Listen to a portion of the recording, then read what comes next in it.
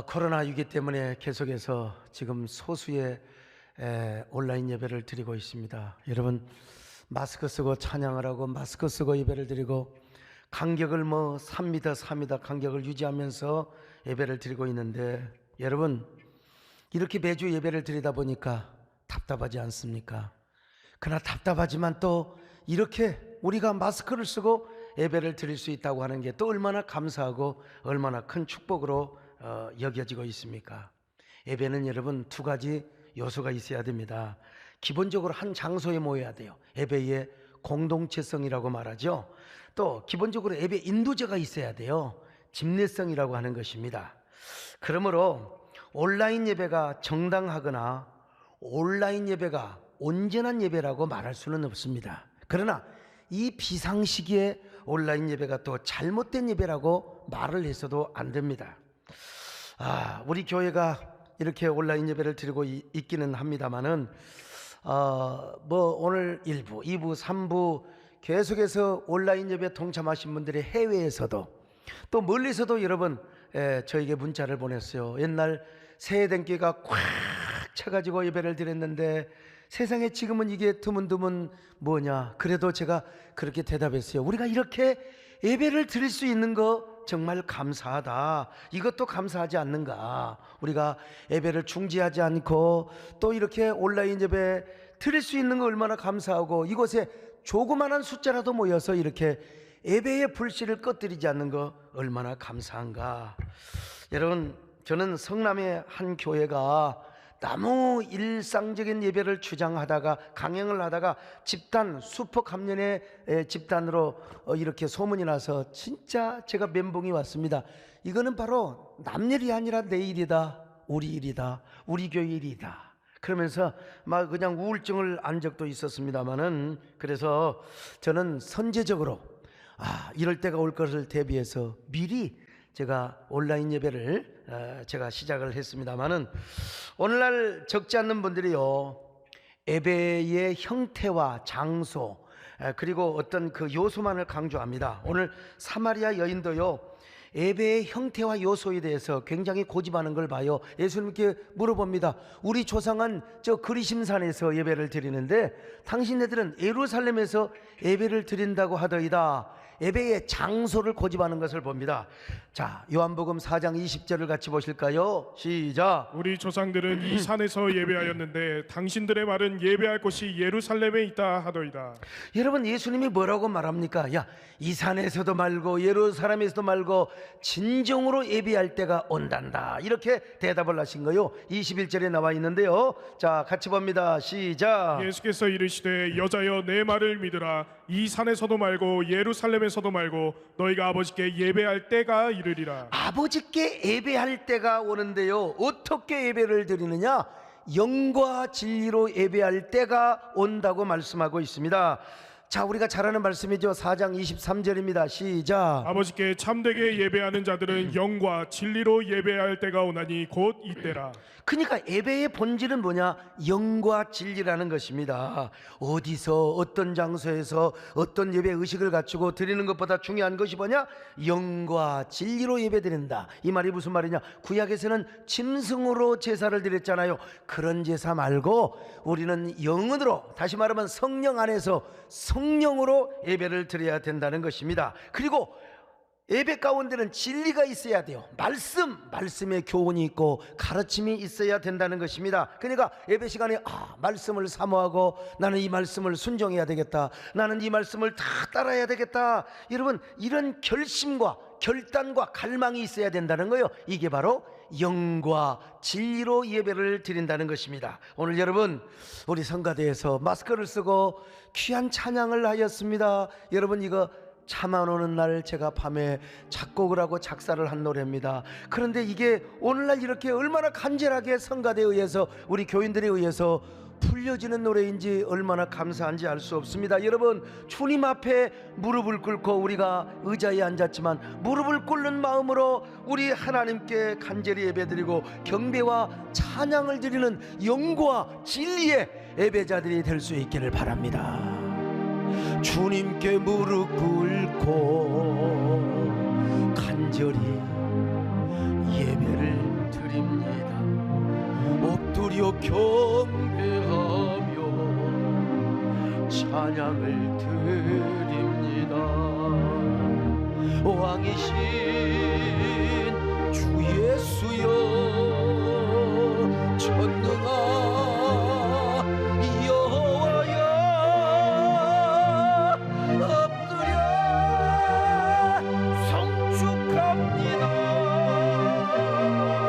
주께 예배 드립니다. 근데 이 영과 진리로 드린다는 의미 더 훨씬 깊은 의미가 있습니다. 형식과 요소, 장소, 그리고 우리가 성령으로 말씀으로 드리는 더 깊은 의미가 있다는 것입니다. 바로 그것은 뭐냐? 예배자의 주관, 그리고 예배의 주인 되시는 우리 예수님, 신랑 되신 예수님이 우리 예배에 찾아오시느냐 안 찾아오시느냐, 이게 더 중요하다는 것입니다. 오늘 우리가 이걸 이야기해서는요, 요한복음의 독특한 기록 방식을 알아야 돼요. 마태복음은 족보부터 시작하잖아요. 그래서 예수님이야말로 아브라함의 자손이요, 그리고 다윗의 자손으로 오신 메시아, 유대인의 왕이라는 사실을 강조하고 있어요. 이 족보를 통해서. 누가복음도 족보를 썼어요. 근데 족보가 아래에서부터 위로 쭉 올라가요. 이건 뭐냐? 유대인의 왕을 넘어서 바로 온 인류의 메시아라, 이걸 강조하고 있어요. 마가복음은 아예 족보도 없어요. 하나님의 나라와 복음은 예수 그리스도로부터 시작한다, 이걸 마가복음은 강조하고 있는데 요한복음은 전혀 방식이 달라. 요한복음의 방식이 뭐냐? 태초에 하나님이 계셨다. 근데 그분이 예수님이라는 거예요. 예수님이 태초에 말씀으로 계시고 이 예수님께서 천지를 창조하셨는데 이분이 바로 말씀이 육신이 되어 이분이 바로 이 땅에 오셨다고 기록하고 있습니다. 요한복음 1장 1절이요, 같이 봅니다. 시작. 태초에 말씀이 계시니라. 이 말씀이 하나님과 함께 계셨으니 이 말씀은 곧 하나님이시니라. 요한복음 1장 14절, 더 중요한 말씀입니다. 시작. 말씀이 육신이 되어 우리 가운데 거하심에. 여러분, 말씀이 육신이, 하나님이 바로 육신으로 오셔버렸다는 것입니다. 우주적인 왕이라는 것이죠. 우주적인 메시아를 말하고 있는 것입니다. 여러분, 그런데 그 예수님이 우리에게 어떻게 오셨느냐? 신랑으로 오셨다는 거예요. 신랑. 여러분, 실감이 잘 안 나시죠? 구약에서 메타포의 표현이 많아요. 우리 하나님은 목자고 우리 하나님은 뭐 군대 장관이시고, 근데 그 중에 하나가 우리 하나님이 이스라엘의 신랑이라는 거예요. 그리고 이제 이스라엘은 여호와 하나님의 신부라는 것입니다. 근데 요한복음은 이 표현을 그대로 받아들이고 있습니다. 요한복음 3장 29절입니다. 시작. 신부를 취하는 자는 신랑이나 서서 신랑의 음성을 듣는 친구가 크게 기뻐하나니 나는 이러한 기쁨으로 충만하였노라. 사실은 여러분요, 이 세례 요한이 한 말을 사도 요한이 그대로 기록을 해놓고 있습니다. 자, 이게 바로 요한신학. 요한신학의 관점에서 볼 때요, 요한계시록에 보면은 우리 예수님이 어린 양, 다시 말하면 우리 예수님이 어린 양이신데 이분이 신랑이라는 거예요. 그래서 그분이 신랑이고 우리는 그분의 신부가 되어서 공중에서 혼인잔치를 한다, 이렇게 표현이 되는 것을 봅니다. 여러분, 요한신학에서는요, 상징이 많습니다. 생명의 물, 생명의 공기, 생명의 빛. 요한복음에 보면 생명의 떡, 아주 이러한 그 상징이 굉장히 많아요. 이러한 상징적인 이러한 관점에서 이제 요한복음을 봐야 되는데, 이런 요한신학적 관점에서 요한복음을 보면은 가나 혼인잔치가요, 참 대단한 잔치입니다. 우리는요, 예수님이 물을 포도주로 변화시키는 미러클 메이커, 요 정도로만 이해를 하는데 천만의 말씀이요. 여러분, 이스라엘의 결혼식 때는 포도주를 누가 내놓느냐? 바로 신랑의 연회장을 통해서 내놔요. 자, 그런데 포도주가 떨어져 버리면 이건 보통 체면이 아니요. 근데 그 가나 혼인잔치에서 포도주가 떨어져 버렸어요. 그래서 어머니 마리아, 아마 예수님의 친척집인 것 같아요. 마리아가 예수님께 어떻게 좀 해볼 수 없느냐고 이렇게 이제 물어보는 거예요. 자, 요한복음 2장 3절 보실까요? 시작. 포도주가 떨어진지라 예수의 어머니가 예수에게 이르되 저들에게 포도주가 없다 하니. 자, 포도주가 없어. 근데 예수님 뭐라고 말씀하세요? 여자요, 나와 무슨 상관이 있나이까? 여기 여자란 말이요, 에이 여자야, 그 말이 아니요, 귀부인, 부인이시여, 여사이시여, 이런 말입니다. 근데 자기는 지금 객관적이요. 아직 그 잔치집에 자신의 신랑의 주인이요. 그 모든 잔치의 주인 되시고 그리고 공적인 메시아로서 등장을 할 때가 아직은 오지 않았다는 겁니다. 때가 오지 않았다는 거예요. 때. 여러분 인생의 때가 얼마나 중요한 줄 아십니까? 오늘 여러분들에게 은혜 받을 때가 되시기를 바랍니다.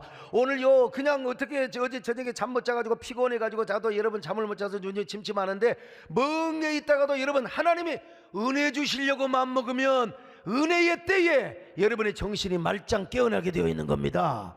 그리고 한마디 한마디 여기 소목사의 설교가 여러분의 가슴에 꽂히게 되고 여러분의 가슴에 스파클의 역사가 나타나는 거예요. 오늘 그 은혜의 때가 되시기를 바랍니다. 우리 예수님께서 내 때가 이르지 아니하였다고 하시더니 갑자기 이제 당신의 때가 오신 것 같아요. 그래가지고 이제 종들을 시켜서 뭘 명령한 줄 아십니까? 저 유대인의 그 잔치집에 정결 예식을 위해서 사용했던 정결 항아리가 있어요. 이 6개가 있는데 거기다가 물을 부으라는 겁니다.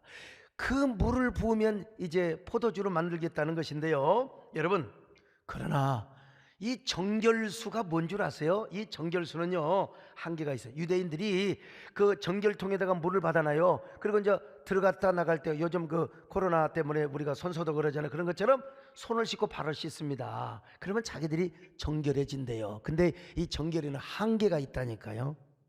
이거는 어디까지나 임시적이요, 모형적이요. 이걸 씻는다고 해서 뭐 완전하게 정결하게 되는 것도 아니요. 그런데 여러분 그 정결통에다가 물을 부으면 포도주를 만드시겠다는 거예요. 여기서 우리는요 하나 의문을 제기해야 되는데 뭘까요? 왜 포도주를 담는 통이 있을 거 아니에요?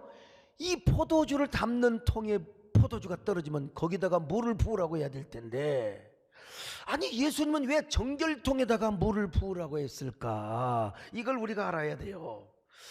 이게 설명되지 않으면요 그 사건의 의미를 제대로 해석할 수가 없는 것입니다. 이 기적의 사건에는 대체와 성취라고 하는 이러한 의미가 있습니다.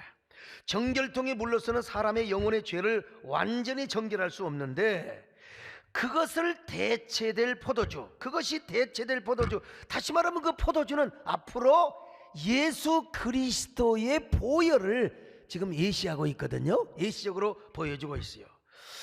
예수 그리스도는 단순히 물을 포도주로 바꾸는 기적을 베푸시는 미러클 메이커가 아니라 십자가의 보혈로 수많은 영혼을 정결하게 하시고 구원하신다고 하는 것을 그 가나 혼인잔치 사건에서 예시적으로 보여주고 있는 거예요. 자, 그래서 성경은 이렇게 말씀하고 있습니다.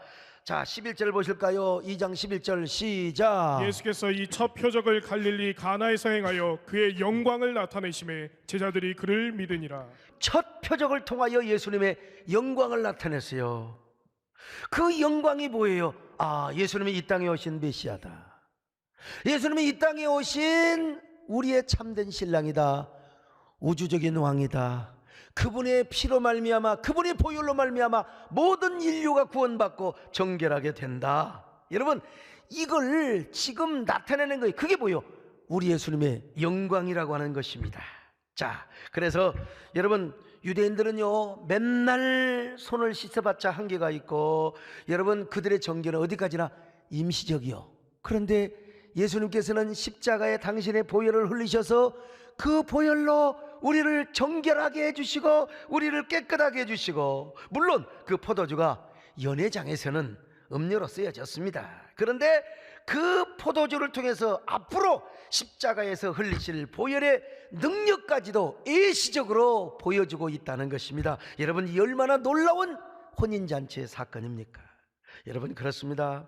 우리 그래서 신랑 되시는 예수 그리스도께서는 우리를 위하여 십자가에 죽으셨어요. 보혈을 흘려주셨습니다. 그래서 에베소 5장에서도요 신랑과 신부의 관계를 이야기할 때 예수 그리스도의 십자가가 소개가 됩니다.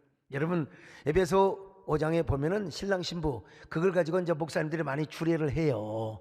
신랑은 이렇게 하고 신부는 이렇게 하고, 물론 신랑 신부의 관계를 이야기합니다. 그러나 그 성경의 원래 의도는 신랑 신부의 관계를 말하려고 하는 게 아니라 신랑 신부의 관계를 통하여 교회와 그리스도를 이야기하는 거예요. 교회와. 그래서 예수 그리스도께서 교회를 위하여 무조건 피를 흘리고 희생을 해 주었던 것처럼 신랑도 신부를 사랑하라는 겁니다. 근데 여기에 바로 뭐가 있냐? 정결. 바로 정결이라고 하는 의미를 내포시키고 있어요. 자, 에베소 5장 26절로 27절 보실까요? 시작. 이는 곧 물로 씻어 말씀으로 깨끗하게 하사 거룩하게 하시고 자기 앞에 영광스러운 교회로 세우사 키나 주름 잡힌 것이나 이런 것들이 없이 거룩하고 흠이 없게 하려 하심이라. 그러니까 여러분요, 뭐 신랑과 신부의 관계라기보다 이 관계를 통하여 우리 예수 그리스도와 교회와의 정결한 관계, 이런 것을 지금 말씀하고 있다 이 말이요. 그러니까 예수 그리스도의 그 보혈의 강조점, 예수 그리스도의 보혈로 말미암아 우리가 정결함을 입고 교회가 깨끗함을 입고 우리 모두가 완전한 구원을 받았다는 사실을 강조하는. 그래서 우리는 예수님의 보혈을 찬양합니다. 예수님의 보혈의 그 가나 혼인 잔치에서도 예수 그리스도의 보혈이 얼마나 중요한가를 예시적으로 보여주고 있다는 겁니다. 그러니 얼마나 우리는 이 보혈의 능력이 얼마나 감사합니까? 나의 죄를 씻기는 예수의 피밖에 없네. 다시 정결하기도 예수의 피밖에 없네. 예수의 흘린 피 날 희게 하오니 기함도 기하라 예수의 피. 자, 여러분, 여기서 제가 뭘 얘기하려고 하느냐? 그 예수님께서 가나 혼인 잔치에서 그 정결통의 물을 포도주로 바꾸시며 그 포도주를 통하여 십자가의 보혈의 빛깔과 성격과 능력까지 일시적으로 가르쳐 주신 주님께서 누구를 찾아오셨느냐? 사마리아 우물가의 여인을 찾아오셨습니다. 이 여자는 버림받은 여자요. 이 여자는 다섯 남자에게 버림받고 지금 살고 있는 남자도 동거하고 있지만은 진짜 남편이 아니에요. 근데 예수님께서 이 여자를 찾아가셨습니다. 그리고 이 여자에게 뭘 가르쳐 주셨느냐? 예배를 가르쳐 주셨다는 것입니다. 바로 예수님은 시들지 않고 함부로 발로 차지 않고 변하지 않는 참된 남편의 모습, 진정한 영혼의 남편의 모습으로 우리 예수님이 사마리아 여인을 찾아가셨다는 것입니다. 그리고 갑자기 예수님께서 말씀하시는 중에 남편 있으면 데려오라고. 여자가 말하잖아요. 나는 남편이 없다고. 네 말이 옳도다.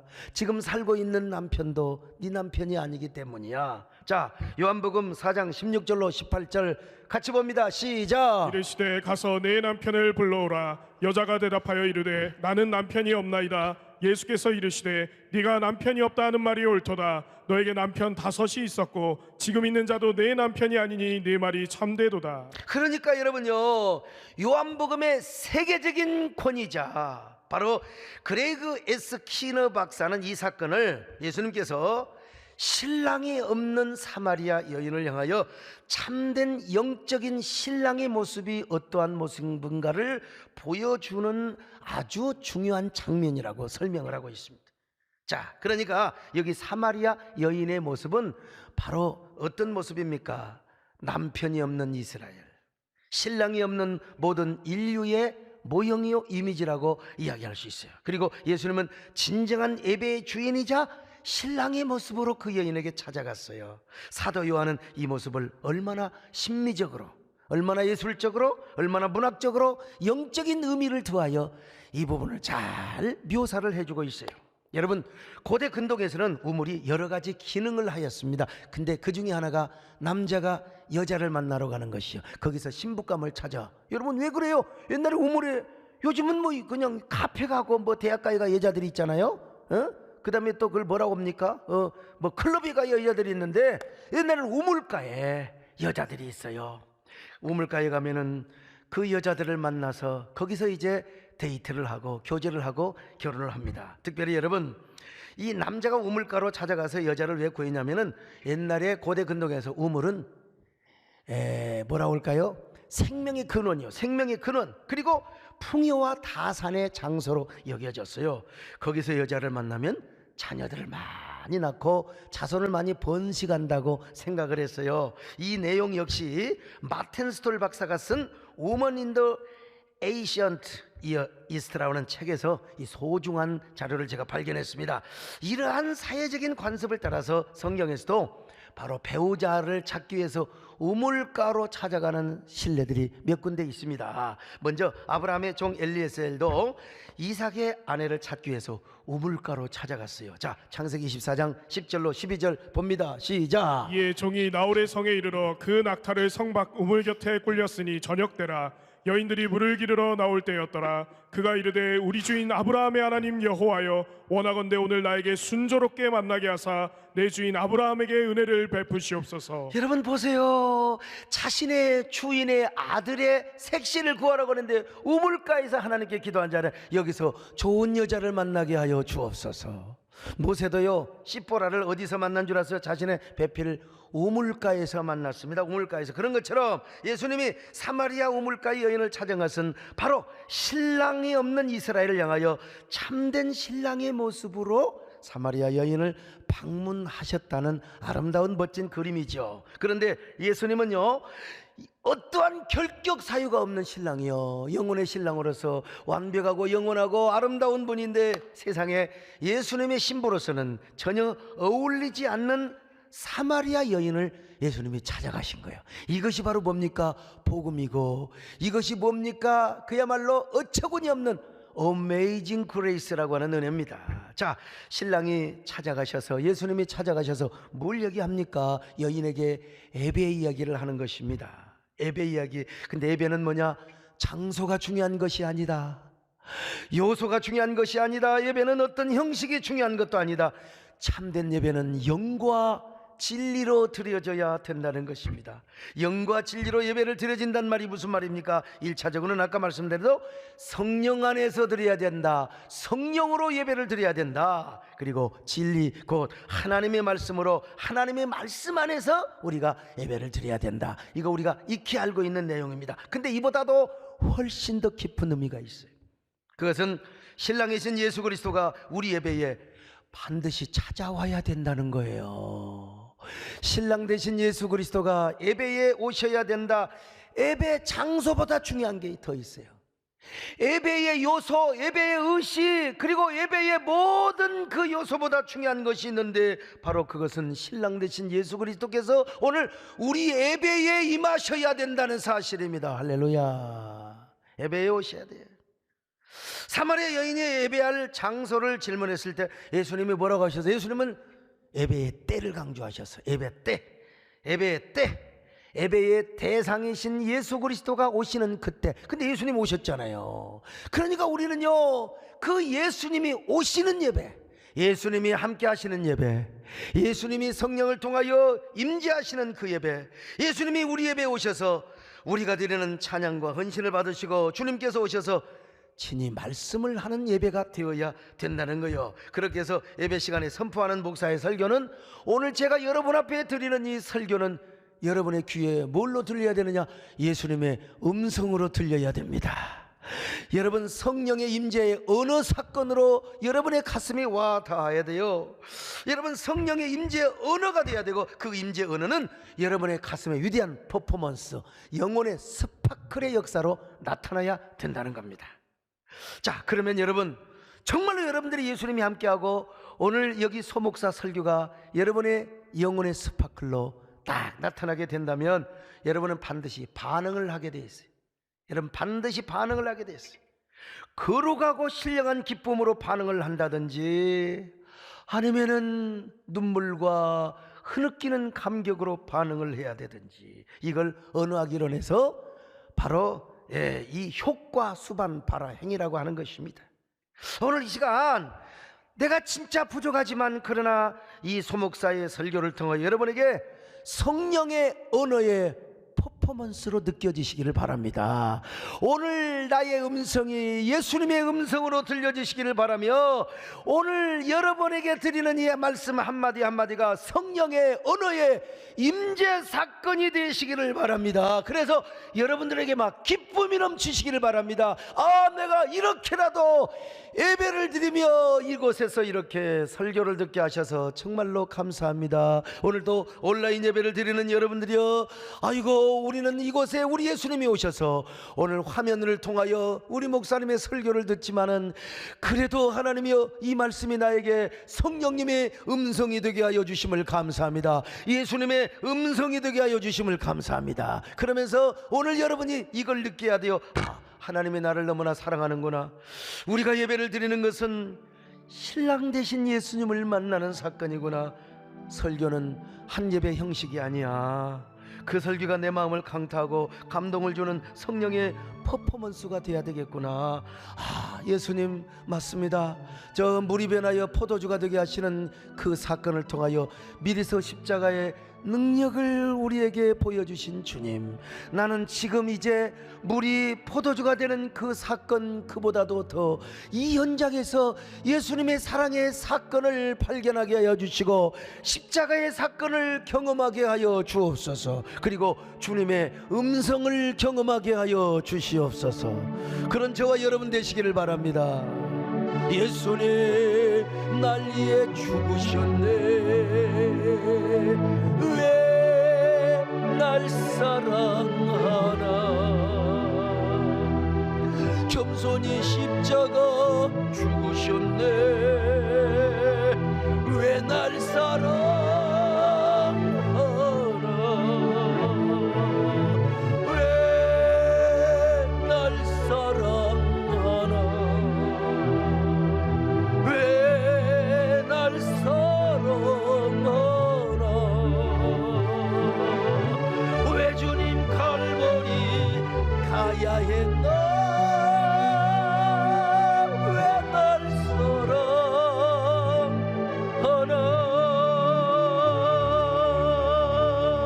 여러분, 우리 한국교회 대형교회 대부분이 온라인 예배를 드릴 때 많은 분들이 공격을 했어요.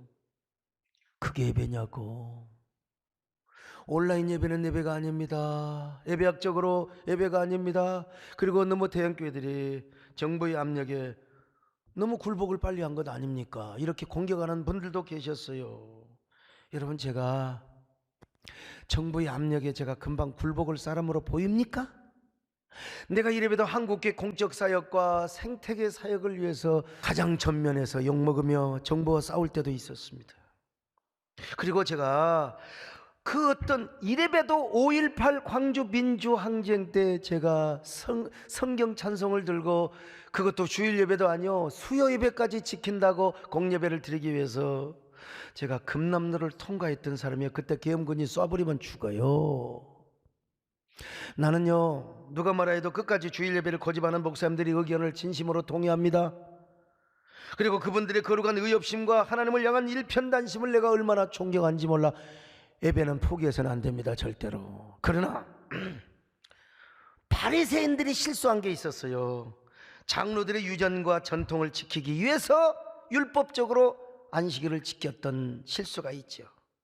그런 것처럼 우리도 일상적으로 우리의 전통과 우리의 그 외적인 권위를 위해서 일상적인 주일 예배를 고집해서는 아니 된다는 거죠. 그런 실수를 중세 가톨릭이 범했어요. 흑사병이 창궐할 때 여러분, 중세 가톨릭 사제들은 다 교인들을 모으라고 그랬어요. 예배의 권위, 그래도 교회의 권위를 우리가 지켜야 된다. 성당으로 전부 성도들을 모여들었어요. 그런데 그 성당이 수포 감염에 진원이 되어버리고 말았다는 거예요. 2천만 명, 3천만 명이 죽었다고 하지 않습니까?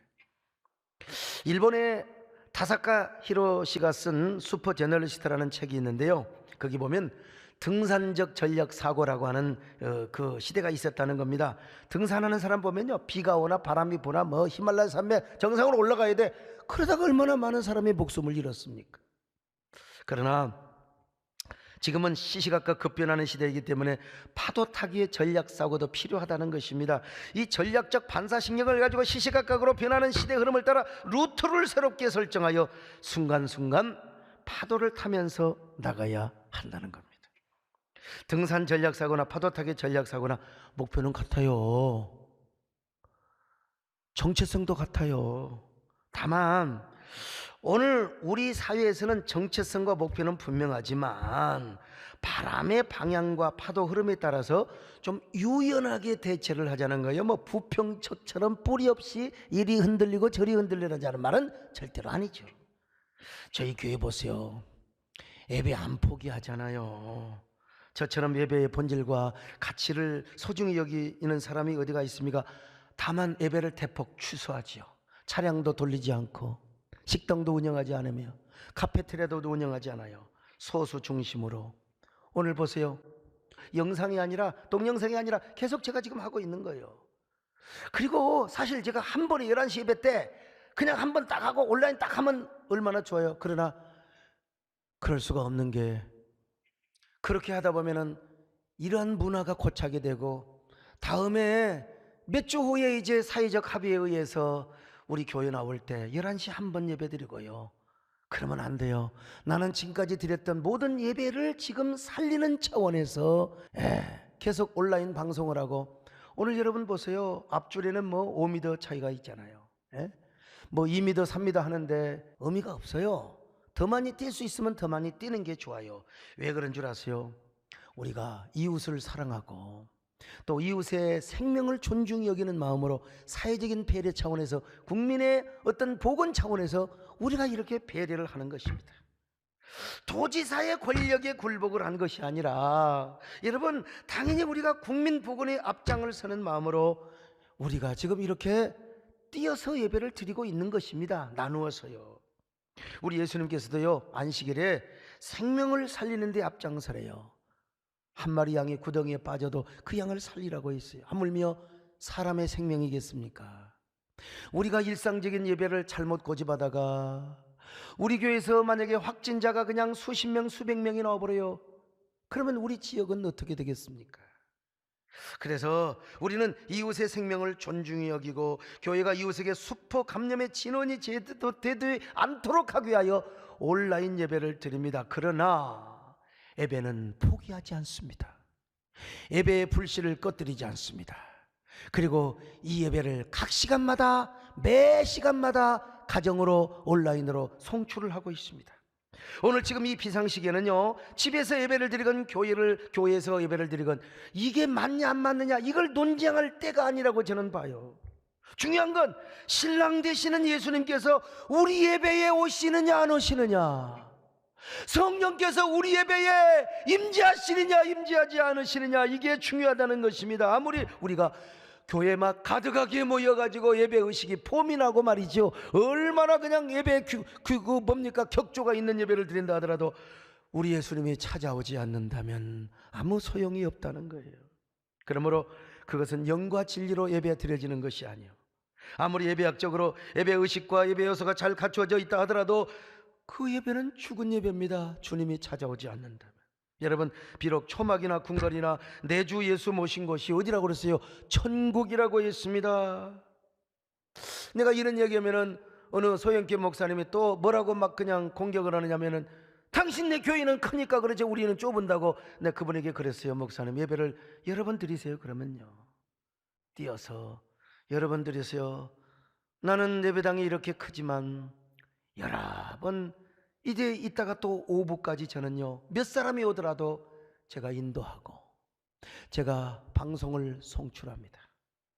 비록 여러분 공동체성에 결여되는 온라인 예배를 하더라도 여러분이 드리고 있는 온라인 예배 현장에 오늘 그리고 우리 현장에 예수님이 오신다면, 예수님이 찾아오신다면 그게 기본적으로 영과 진리로 예배를 드리는 것이다. 깨달아지면 아멘합니다. 오늘 여러분 온라인 예배 드리고 있는 우리 사랑하는 성도들이요, 오늘 3부 예배 때는 7,000건 이상이 접속이 되어서 얼마나 많은 분들이 가족 단위로 예배를 드렸겠습니까? 사실 11시에 우리가 예배를 드리면 더 많은 사람이 접속이 되겠지만 그러나 저희는 계속해서 오후까지 또 저녁에도 제가 직접 설교를 하면서 온라인을 송출을 합니다. 근데 여러분 가정에 지금 목사가 있습니까? 또 장로가 대표 기도를 합니까? 그건 아니잖아요. 그래도 우리가 이 과학 문명이 발달해서 참 온라인으로 예수 그리스도 안에서 영적인 한 공동체를 이룰 수 있다고 생각하니, 그리고 여러분의 온라인 예배 현장에 우리 예수님이 찾아가셔서 예배를 받으신다고 생각하니까 얼마나 감사합니까? 오늘 우리 모두 온라인 예배나 오늘 이곳에 계신 여러분들이나 다 초막이나 궁궐이나 내 주 예수 모신 것이 그 어디나 하늘나라라고 했습니다. 오늘 이 예배 장소가 천국이 되시기를 바랍니다. 오늘 여러분의 마음이 천국이 되시기를 바랍니다. 오늘 우리 가정 예배 처소가 가정 천국을 이룰 수 있기를 바랍니다. 높은 산이 거친 들이 조망이나 궁궐이나 멋진 곳이 어디 하늘나라 할렐루야 찬양하세. 내 모든 죄 사함받고 주 예수와 고백하고. 좋아요. 그 어디 중요한 건 우리의 형식과 전통도 중요하지만 그보다 중요한 게 바로 뭐냐? 우리 예수님이 지금 우리와 함께 하느냐 이거요. 우리에게 오시느냐 이겁니다. 이런 여러분 예배의 그 간절함, 예수님과 함께하는 그 예배의 질을 우리가 우리 안에 농축하고 우리가 축적하고 있다가 이제 일상적인 합의가 이루어지고 우리가 공동체 예배를 드릴 때 그때 폼나게 한번 예배 드리자 이겁니다. 여러분요, 우리가 한번 보란듯이 제대로 한번 드리자 이거요. 우리가 그냥 예배에 도주된 사람처럼 우리가 축제 예배를 드리자 이겁니다. 그리고 여러분 우리가 더 보란듯이 전도해서 한국교회가 힘을 갖추고 여러분 우리 예배당이 꽉꽉 차서 여러분 어느 누구도 교회를 넘볼 수 없는 이런 교회가 되자는 것입니다. 여러분, 근데 그러려면은 오늘 우리가 우리 예수님을 경험해야 됩니다. 신랑으로 오신 우리 예수님, 오늘 그 예수님을 만난 기쁨이 있습니까? 여러분에게 그런 하늘의 기쁨? 우리의 가슴이 먹먹하거나 우리 가슴이 뜨거워지는 분, 비록 소목사 설교를 듣는 중에 아니 내가 지금 핸드폰으로 들어요, 텔레비를 들어, 소목사가 앞에 있지도 않아요. 가정에 계신 여러분들요, 그런데 이상하게 막 가슴이 울렁거리고 가슴이 복받치는 예배에 감격. 그래 예배가 이렇게 소중한 걸, 신랑 되시는 이 우리 예수님을 모시는 예배, 이 예배가 이렇게 소중한 걸 여러분. 자, 이런 느낌과 이런 반응이 있다고 하는 것은 여러분 우리 예수님께서 성령님을 통하여 여러분에게 지금 찾아오셨다는 증거입니다. 그리고 지금 여러분은 말씀을 듣고 효과, 수반, 발화행위를 여러분들이 반응하고 있는 것입니다. 여러분, 코로나가 물러갈 때 진짜 나는요 정말 두려운 건 뭐냐, 지금 무슨 형식, 우리 장소, 이보다 중요한 게 코로나가 물러가고 나면은 교회 오는 것이 오히려 이상해져. 온라인만 드리고 있다가 교회 오는 것이 불편해져. 나는 그런 것을 지금 두려워하고 있는 거예요. 그러니까 지금 예배의 감격, 지금 우리 속에 예배의 그 감격이 농축되고 축적이 되어, 그럴 때 이제 사회적 합의가 이루어져. 그거 얼마나 가겠어? 2, 3주 여러분 있으면 우리 그럴 거 아니에요. 그때 여러분요, 우리가 첫날은 비록 마스크를 쓴다 하더라도 모여가지고 기뻐 춤을 추며 저는 그야말로 광대 설교 같은 이런 설교라며 우리 함께 춤을 추며 예배를 드렸으면 정말 좋겠습니다. 여러분, 신랑 되시는 예수님, 오늘 우리는 지금 그 앞에 온라인 예배 찬반 돈장에 절대로 우리가 낄 필요가 없어요. 신랑과 함께 예배드리는 이 감격, 어디에서 드리든지 이 감격이 있어야 돼요. 그러다가 예배가 회복이 될 때 우리는 더 격조 있고 폼나는 예배를 한번 드려보자는 거예요. 저는 한국교회 예배를 지켜보는 천군 천사가 오늘 우리를 향하여 이렇게 물어보고 있다고 상상을 해봤어요. 여러분, 지금 당신들의 신랑은 어디에 있습니까? 당신들의 예배에는 신랑 되신 예수님이 찾아오고 있습니까? 아니면 저 멀리서 예수께서 여러분의 예배를 지켜보고 계십니까? 만약에 그렇다면 우리의 수치죠. 한국교회의 수치죠. 오늘 여러분, 주님이 오늘 이 자리에 계셔야 됩니다. 만약에 예수님께서 저 문 바깥에서 슬피 울며 예배를 지켜보고만 있다면 우리가 얼마나 수치스럽고 얼마나 창피한 일입니까? 주여, 우리 예배 가운데 주님이 왕이 되어 주시옵소서. 주님이 주인 되어 주시옵소서. 예수 우리 왕이여, 우리와 함께하여 주시옵소서. 신랑이여, 우리에게 찾아와 주시옵소서. 아멘. 예수 우리 왕이여, 이곳에 오셔서 보좌로 휴여임하사 전영을 퍼도 주소서. 주님을 찬양하오니 주님을 경배하오니 왕이신 예수여 오셔서 좌정하사 다스리소서. 과연 여러분의 신랑은 어디에 계시는가? 여러분의 주 예수 그리스도는 어디 계십니까? 여러분 마음에 계세요? 오늘 우리 예배 현장에 계십니까? 온라인 예배 함께 하시는 여러분이요, 고맙습니다. 이 시간에도 수천 명이 함께 하셔서 여러분의 신랑 예수 그리스도는 어디 계십니까? 여러분의 예배 처소에 함께 하시는 것입니까? 아니면 저 멀리 서서 우리 구경이나 하고 계시는 분이신가요? 오늘 우리가 주님 만난 감격, 예배를 사모하는 감격이 가득할 때 우리가 진정으로 공동체 예배를 드리고 집합제 예배를 드릴 때 한국교회는 다시 예배의 생명을 회복할 수 있습니다. 그 회복을 우리 새해된 교회가 먼저 회복할 수 있기를 바랍니다. 새해된 교회가 선고자가 될 수 있기를 바랍니다. 그 예배를 통하여 하나님의 영광을 받으시고, 그리고 그 예배의 복이 우리 지역사회로 흘러가게 할 수 있기를 바랍니다. 그리고 우리 모두가 함께 작은 교회 큰 교회에 함께 손을 잡고 예배 행진을 해나갈 수 있기를. 누구도 예배를 막을 수는 없습니다. 어느 누구도 막을 수는 없습니다. 다만 우리는 조심할 뿐입니다.